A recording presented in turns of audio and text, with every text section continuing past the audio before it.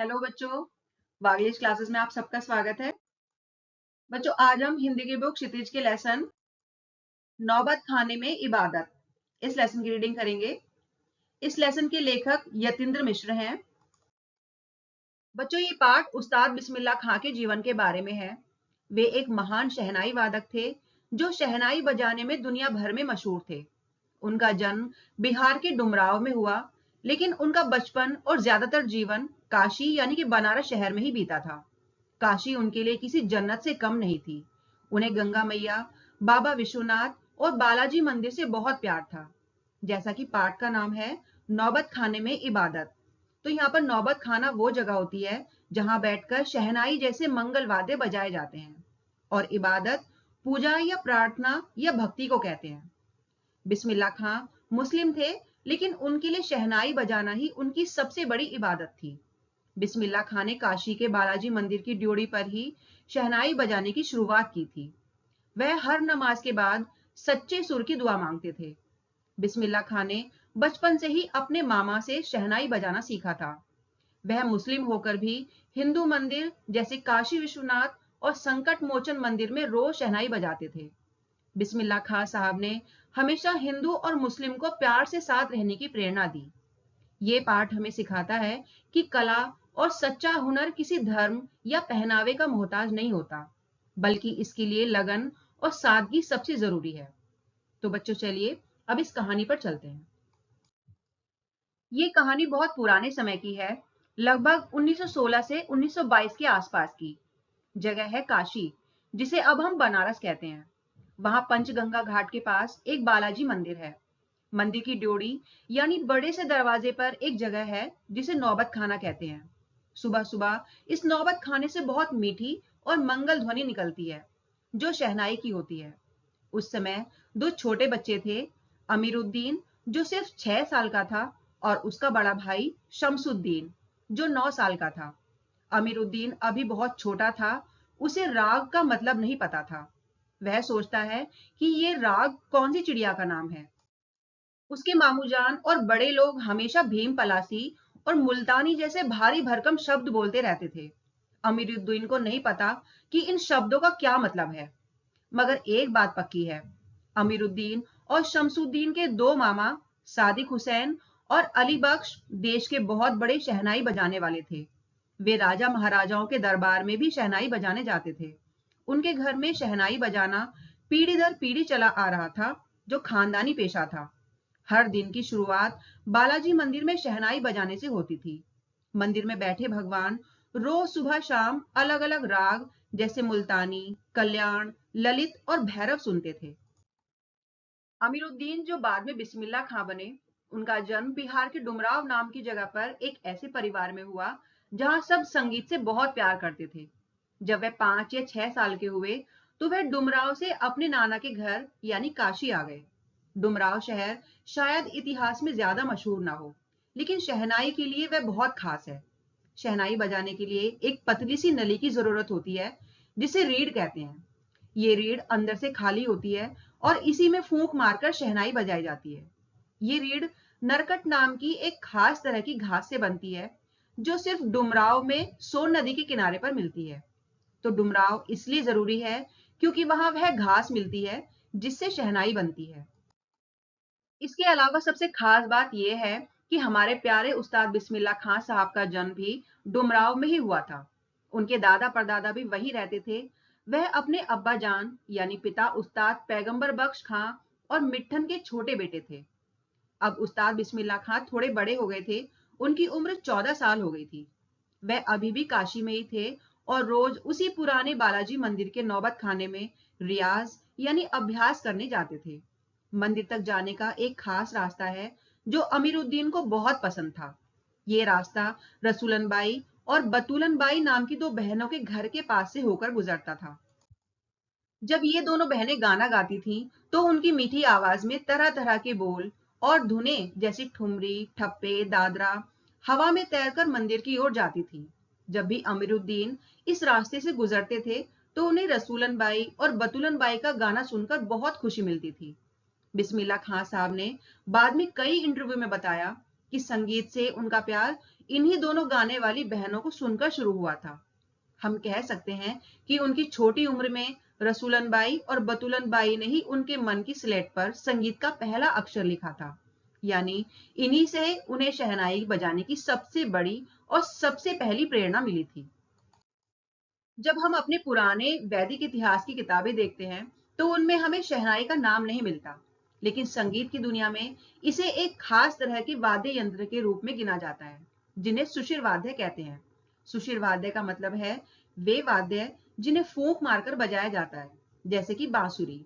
अरब देश में फूंक मारकर बजाए जाने वाले और जिसमें रीढ़ लगी होती है, ऐसे वाद्य को नय कहते हैं। शहनाई को शाहे नय कहा गया है, जिसका मतलब होता है सुशिर वाद्यों में राजा। इससे पता चलता है कि शहनाई एक बहुत ही खास और महान वाद्य है। करीब 400 साल पहले एक महान संगीतकार तानसेन ने जो गीत बनाए थे, उनमें भी शहनाई का जिक्र आता है। उस समय शहनाई के साथ साथ मुरली, वंशी जैसे दूसरे फूंक वाले वाद्यों का भी वर्णन मिलता था।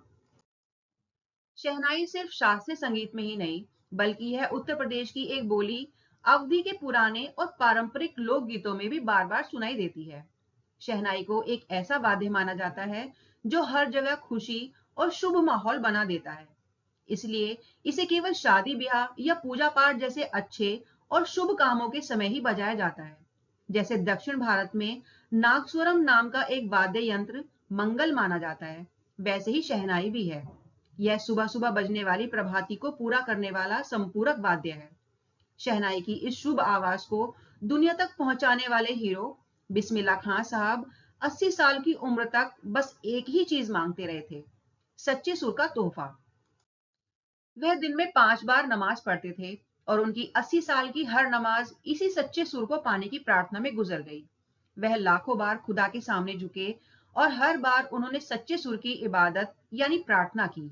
नमाज खत्म होने के बाद वह रोते हुए गिड़गिड़ाते हुए दुआ मांगते थे, हे मेरे मालिक, मुझे एक ऐसा सुर दे दो, मेरे सुर में इतनी ताकत भर दो कि जब मैं बजाऊं तो सुनने वालों की आंखों से सच्चे मोती जैसे आंसू जो दिल से निकलते हैं, अपने आप निकल पड़े। उनको पूरा विश्वास था कि एक दिन खुदा उन पर मेहरबान होंगे और अपनी झोली से सुर का एक फल निकालकर उनकी ओर उछालेंगे और कहेंगे, ले जा अमरुद्दीन, इसे खा ले और अपनी इच्छा पूरी कर ले। कभी कभी हम सबके मन में कुछ उलझने और परेशानियां होती हैं। इन उलझनों से बचने के लिए हम ऐसी जगह ढूंढते हैं जहां हम अपनी सारी कमजोरियां छोड़ सकें और फिर से एक नई जादुई दुनिया बना सकें। इसे एक उदाहरण से समझिए। एक हिरन होता है, उसकी नाभि में एक बहुत खुशबूदार कस्तूरी होती है। वह खुशबू उसी के शरीर से आ रही है, पर हिरन को यह पता नहीं होता।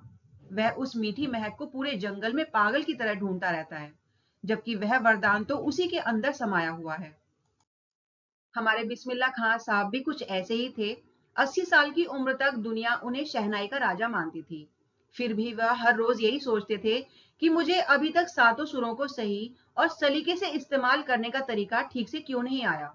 वह अपने हुनर को कभी पूरा नहीं मानते थे और हमेशा और बेहतर करने की कोशिश करते रहे। शहनाई और बिस्मिल्लाह खां साहब के साथ एक खास मुस्लिम त्योहार जुड़ा हुआ है, वह है मुहर्रम। मुहर्रम शोक यानी दुख मनाने का महीना होता है।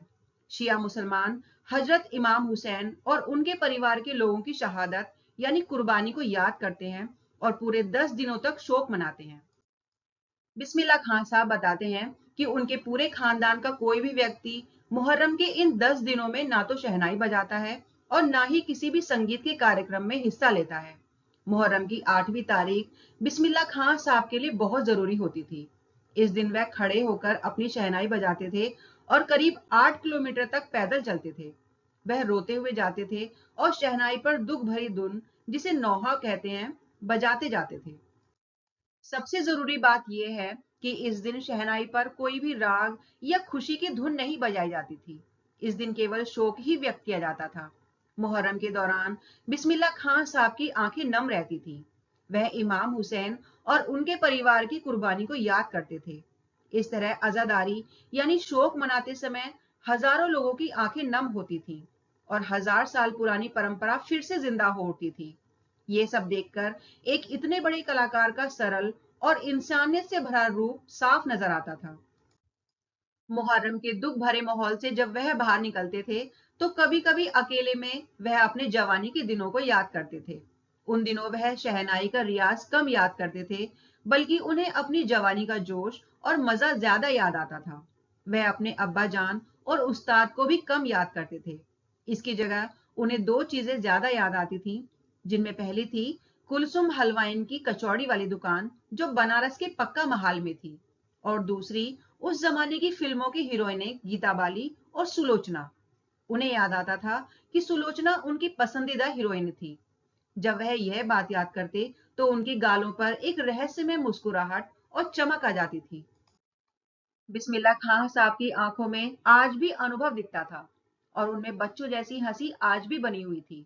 जब भी वे ये पुरानी बातें बताते थे, तो उनकी आंखें उसी पुरानी खुशी से चमक उठती थीं।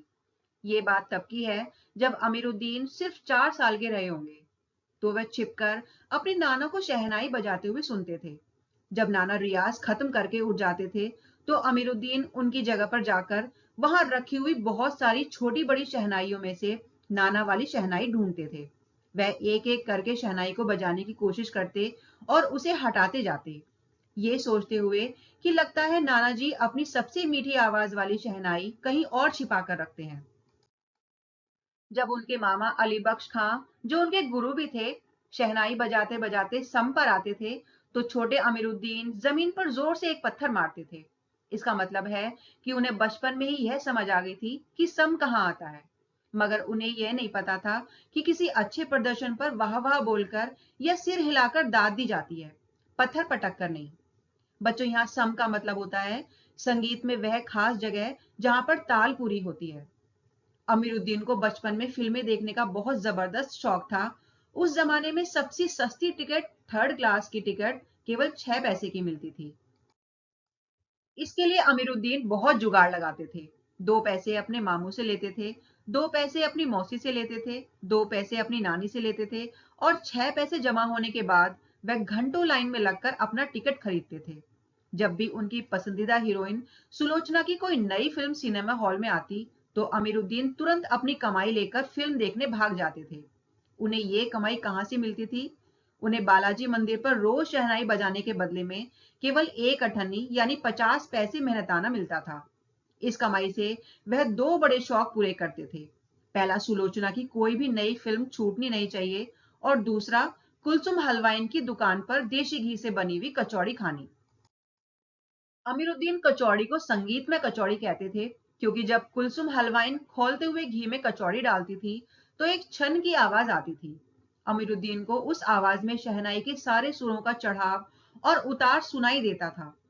ये तो पता नहीं कि कितने लोगों ने ऐसी कचौड़ी खाई होगी, पर एक बात पक्की है, हमारे खां साहब रियाजी यानी रोज अभ्यास करने वाले भी थे, और स्वादी यानी खाने के शौकीन भी थे। और इनमें कोई शक नहीं कि उनके दादा की सबसे मीठी शहनाई बजाने का हुनर उनके हाथ लग चुका था। काशी में संगीत को लेकर एक बहुत पुरानी और शानदार परंपरा है। कई सालों से यह परंपरा संकट मोचन मंदिर में निभाई जाती है। यह मंदिर शहर के दक्षिण में है, और हनुमान जयंती के मौके पर यहाँ 5 दिनों तक शास्त्रीय संगीत और गायन वादन का बहुत बड़ा कार्यक्रम होता है। इस कार्यक्रम में बिस्मिल्लाह खां साहब हमेशा शामिल होते थे। बिस्मिल्लाह खां साहब अपने धर्म के पक्के थे, लेकिन उनकी श्रद्धा काशी विश्वनाथ मंदिर और बालाजी मंदिर के प्रति भी बहुत गहरी थी। जब भी वह किसी काम से काशी से दूर जाते थे, तो वे एक बहुत खास काम करते थे। वह विश्वनाथ और बालाजी मंदिर की दिशा की ओर मुंह करके बैठते थे। थोड़ी देर के लिए ही सही, वह अपनी शहनाई का प्याला यानी आगे वाला हिस्सा उसी दिशा में घुमा देते थे। फिर उनकी आस्था शहनाई की रीढ़ से होते हुए सुरों के रूप में बाहर आती थी। यह भी बताया गया है कि खां साहब की शहनाई की एक रीढ़ 15 से 20 मिनट में गीली हो जाती थी, इसलिए वे बार बार रीढ़ बदलते रहते थे। बिस्मिल्लाह खां साहब अक्सर कहते थे, हम क्या करें भाई, इस काशी शहर को छोड़कर कहाँ जाएं। उनके लिए काशी छोड़ने का तो सवाल ही नहीं था, क्योंकि यहाँ गंगा मैया है, यहाँ बाबा विश्वनाथ का मंदिर है, यहाँ बालाजी का मंदिर है, और सबसे बड़ी बात, उनके खानदान की कई पीढ़ियों ने यहीं पर शहनाई बजाई है। उनके नाना जी भी इसी बालाजी मंदिर में बहुत बड़े शहनाई बजाने वाले थे। वह कहते थे कि जब तक मर नहीं जाते, तब तक ना तो शहनाई छोड़ेंगे और ना ही काशी को। जिस जमीन ने उन्हें तालीम यानी सीख दी और जहां से उन्होंने अदब यानी आदर पाया, वैसी जगह दुनिया में और कहाँ मिलेगी। उनके लिए शहनाई और काशी से बढ़कर इस धरती पर कोई जन्नत नहीं है। काशी तो संस्कृति की पाठशाला है। इसे पुरानी किताबों में आनंद कानन यानी खुशियों का जंगल भी कहा गया है। काशी में नाचने वाले भगवान नित्य विश्वनाथ हैं, संगीत के कलाधर हनुमान हैं और यहीं पर बिस्मिल्लाह खां साहब भी है। काशी एक ऐसी अद्भुत जगह है जहां आप संगीत को भगवान की भक्ति से, भक्ति को किसी भी धर्म के कलाकार से, विश्वनाथ भगवान को देवी विशालाक्षी से और बिस्मिल्लाह खां साहब को गंगा नदी के द्वार से अलग करके देख ही नहीं सकते। काशी में सबका अपना अंदाज, तहजीब, अपने त्योहार, अपना दुख और अपना संगीत है। ये सब मिलकर काशी को एक अनोखा और प्यारा शहर बनाते हैं। जब भी किसी कार्यक्रम या उत्सव में बिस्मिल्लाह खां साहब आते थे, तो दुनिया तुरंत कह उठती थी, ये है बिस्मिल्लाह खां। बिस्मिल्लाह खां का मतलब है बिस्मिल्लाह खां की शहनाई। शहनाई का मतलब है बिस्मिल्लाह खां का कमाल का हाथ। हाथ का मतलब है बिस्मिल्लाह खां की फूंक और शहनाई की जादुई आवाज।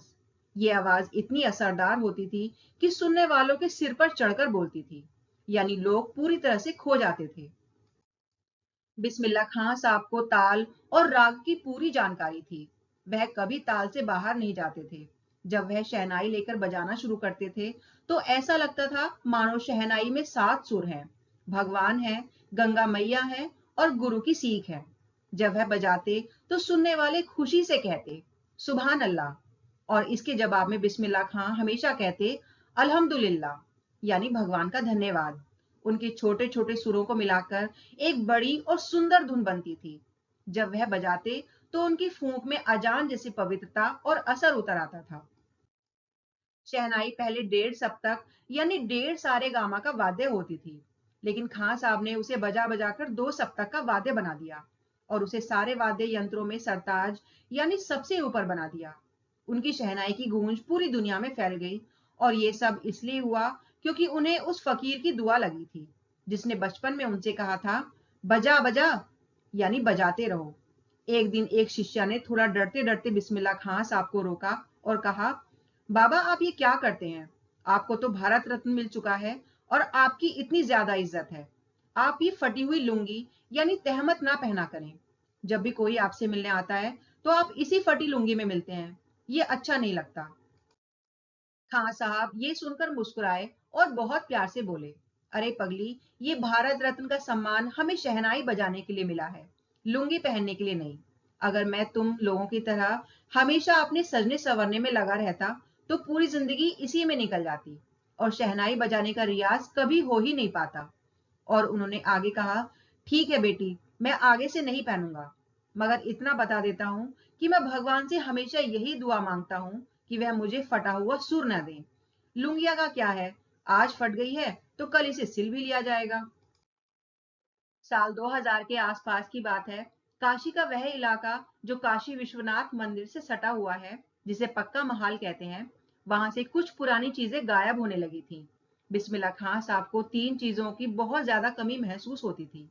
पहली मलाई बर्फ, जो लोग पहले मलाई बर्फ बेचा करते थे वे जा चुके थे।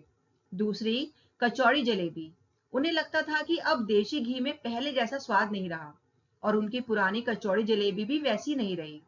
उन्हें अपनी जवानी की कुलसुम हलवाइन की कचौड़ी याद आती थी। तीसरी, संगीत का पुराना आदर, अब संगतियों के लिए गायकों के मन में कोई आदर नहीं रहा था। खां साहब अफसोस जताते और हैरान होते थे कि अब घंटों बैठकर रियाज करने को कौन पूछता है। वह कजली और चैती लोकगीतों का और अच्छे व्यवहार का जमाना कहाँ चला गया। सच में काशी शहर हैरान कर देता है। जिस तरह पक्का महाल से मलाई बर्फ गायब हो गई, उसी तरह संगीत, अच्छा व्यवहार और साहित्य की कई पुरानी और प्यारी परंपराएं खत्म हो गईं। एक सच्चे कलाकार की तरह बिस्मिल्लाह खां साहब को इन सब की कमी बहुत खलती थी।